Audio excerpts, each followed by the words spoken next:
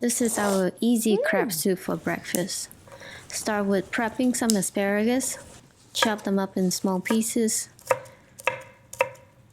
Do the same for carrots, dice it small. And any mushroom of your choice, cut them up in small pieces. I like using fresh corn, but you can use canned corn if you would like to.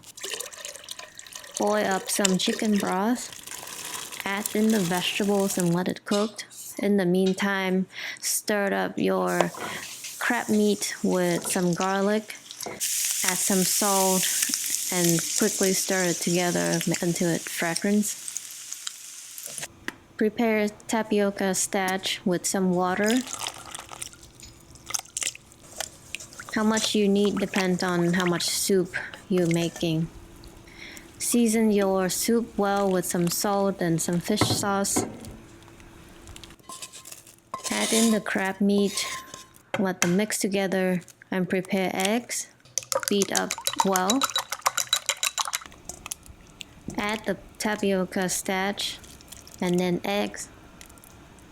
Stir it up, they cooked up very fast. Serve it with some cilantro and pepper and enjoy it.